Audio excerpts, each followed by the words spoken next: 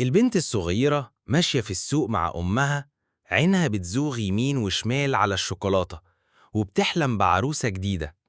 فجأة راجل ظهر من الهوا، شدها من إيدها زي اللي بيخطف فرخة من القفص. البنت بتصرخ ماما، أمها بتجري وراهم تصوت، لكن الراجل طار بيها زي البرق. الدنيا وقفت، كل الناس بتتفرج ولا حد اتحرك. أمها بتجري ورا العربية وصوتها بيتكسر بين الزحمة ودموعها زي السيل.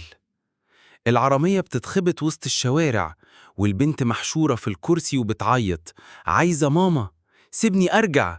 بس الراجل لا هنا ولا سامع غير صوت الفلوس اللي هيقبضها. فجأة العربية وقفت في الزحمة، والبنت دماغها اشتغلت.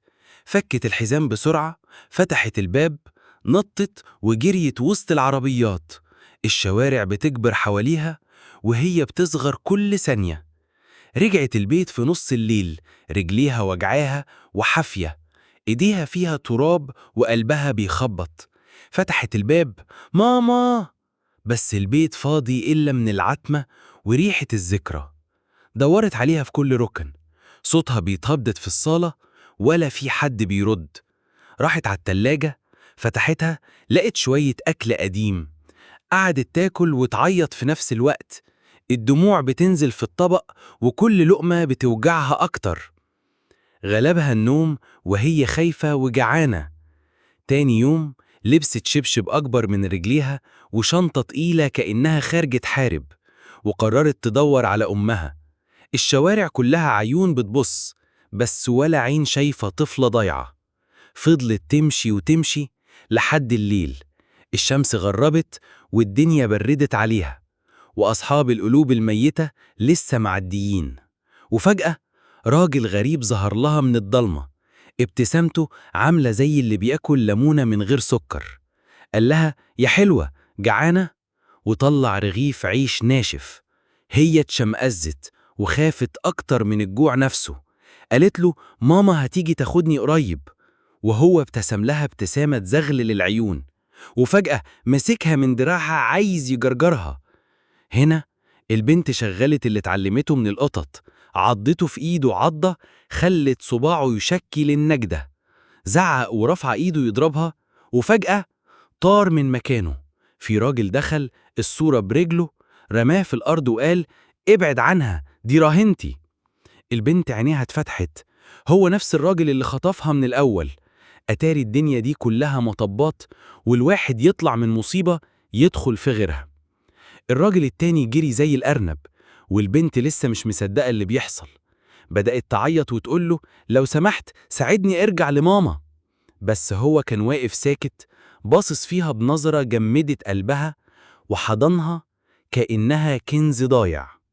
أصل الحكاية الراجل ده مش خاطف عادي، ده محصل ديون، وأمها كانت مستلفة فلوس، وهو خطف البنت عشان يجبرها تدفع الدين. بس اللي حصل، أمها اتقبض عليها واترحلت بره البلد قبل ما تشوف بنتها. وقبل ما تمشي راحت له وقالت له خد بالك منها، خالها هيجي يسدد الدين. يعني بدل ما ياخد فلوس أخد طفلة. الراجل قعد على القهوة يضرب كف في كف، وقلبه بينه وبين نفسه يخرب بيتك يا ضمانة. البنت رغم اللي شافته بقيت معاه في البيت شبه وردة وسط حيطان خشنة، شوية تمسح شوية تنظف، تحاول تساعد في كل حاجة، كل ده وهي مبتسمة كأنها بتحارب الحزن بالضحكة. الراجل كان في الأول بيعملها زي الشنطة اللي لزقت فيه بالغلط، بس مع الأيام بقى مستاني ضحكتها، يشتري لها شيبسي من وراه ويقول لنفسه البنت دي بقت زي بنتي. وفي عز الحيرة جاله تليفون، أنا خالها، هاجي أخدها بكرة. الراجل قلبه طار من الفرحة، أخيرا الفلوس هتيجي وهو هيتحرر. قرر يفسحها يوم أخير، راحوا المول، اشترى لها هدوم على قد جيبه بس شكلها زي الأميرات، دخلها مطعم مش بيقدر يدخله لوحده، راحوا حفلة مغني بتحبه، وقفوا طابور بالساعات عشان تجيب سي دي وبوستر. في العربية البنت حضنته وهي بتضحك، حاول يخبي فرحته ويفضل جامد، بس قلبه كان بيترعش زي جرس مدرسة في الفسحة. بالليل عمل لها كيك بالشوكولاتة احتفالا بآخر ليلة ليها عنده، وهم بياكلوا قالت له: يا عم ضمانة، انت أحسن من ناس كتير. هو ضحك وقال لها: بس اسمي وحش. قالت له: طب هسميك حاجة تانية حلوة. وضحكوا مع بعض لحد النوم خدها من التعب. تاني يوم جه راجل كبير في السن قال إنه خالها. البنت أول ما شافته عينيها اتملت خوف، الخطوة تقلت عليها، بس الراجل كان مضطر يسلمها. الدين اتسدد والصفطة خلصت. سلم عليها من بعيد وقلبه بيتقطع. من يومها وهو مش مرتاح، كل يوم يتصل ولا حياة لمن تنادي. البنت راحت فين؟ اتباعت لتجار بشر؟ اتسلمت لكباريه؟ الست المديرة هناك قلبها حجر، ولا عمرها اعتبرت البنت طفلة. خلتها تشتغل أنظف وأوسخ شغل، تاكل لما يترملها فتفوتة. يوم من الأيام زبون رمى كوباية كسرت وشها، دمها سال على الأرض، والمديرة قالت: مسحي دمك وكملي شغل. نامت على الجرح وحيدة وتعبانة، وافتكرت عم ضمانة أول مرة تحس بأمان في الدنيا. وفي لحظة يأس قدرت تتصل بيه من تليفون قديم في الكباريه. كان صوتها باكي بتقوله عنوان المكان. الراجل قلبه وقف، ركب عربيته وطلع على هناك. دخل وشاف وشها المجروح، الدم كان لسه سايح، عينيه ولعت نار. ضرب المديرة وقال لها: أنا هاخد البنت دي دلوقتي، ولو مش عاجبك روحي البلاغ للبوليس. أخدها في حضنه ونزل بيها، والناس حواليهم بتتفرج زي التماثيل. في العربية البنت مسحت الدم من إيده وقالت له: أنت بطل يا عم ضمانة. وهو ساعتها فهم إن البنت دي مش بس ضمانة، دي حياته كلها. باع عربيته، دفع تمن البنت، رجع بيها البيت ورتب لها أوضتها، جاب لها دكتور يعالج جرحها مهما كلفه، وسجلها في المدرسة باسمه عشان ما تبقاش مطرودة. بقيت بنته رسمي. كل يوم يصحيها، يجهز لها سندوتشات للمدرسة، يشوفها بتذاكر وتجيب الدرجات الأولى، وهو قلبه بينط من الفرحة. بقى الأب والأم وكل حاجة في حياتها. كل ما تكبر هو يقلق أكتر: يا ربي هتعرف تتصرف من غيري؟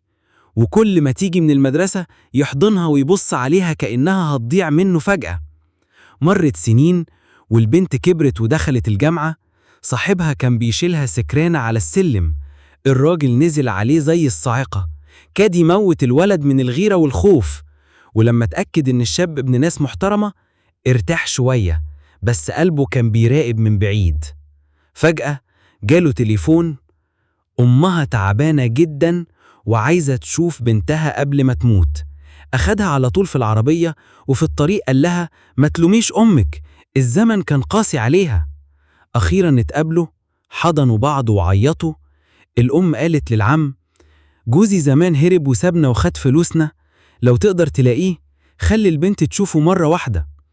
العم وعده وابتدى يدور على أبوها البيولوجي، وفي يوم لقاه ورتب لهم يشوفوا بعض في فندق، وخرج يمشي بعيد عنهم. رجع البيت، قعد يشرب مع صاحبه أنام، وصاحبه بيضحك له عليه: انت طيب زيادة عن اللزوم، ايه فايدة كل ده يا عم ضمانة؟ بس هو كان قلبه وجعه من كتر الحب اللي اداته من غير ما يطلب حاجة. رجع البيت، قعد يتفرج على صورتها، وفجأة التليفون رن: بابا! أول مرة تسمعه منها بصدق. دموعه غرقت وشه، قلبه طار من الفرحة. قرر يروح لها ويجيب لها السيدي بلاير اللي كانت بتحبه زمان. لكن البنت فضلت مستنية طول الليل. العم مختفي، مفيش أثر ولا خبر. مرت سنين والبنت فضلت تدور عليه، كل محاولة كانت بتبوظ، لحد ما يوم شافت يافطة عليها اسمه القديم. جريت على الاسم، سألت عليه، وأخيرا لقيته.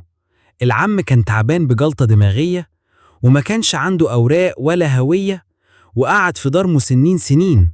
الناس هناك سموه الضامن، لأنه كان دايما بيكتبها في النوتة بتاعته، ومحدش فاهم قصته. دخلت عليه في المستشفى، لقيته عينيه ضيعة، ناسي الدنيا. بس أول ما همست له وقالت: ضمانة، عينيه دمعت، وفتح الدولاب وطلع السيدي بلاير اللي حافظ عليه سنين. لقيته محوش كل فلوسه في دفتر بنكي باسمها، عمره ما اتجوز ولا فكر فيها. هي مش بنته في البطاقة، لكن في القلب والأيام هو كان الأب اللي اتمنى الدنيا كلها تكون زيه. مش لازم الدم يكون الرابط، في ناس بيبنوا قلوبنا من أول وجديد. وربنا يرزق كل بنت بأب يخاف عليها ويصونها زي عم ضمانة، وكل أب ببنت تفرحه وتحسسه إنه عاش صح. قلبك الكبير ده أغلى من كل كنوز الدنيا.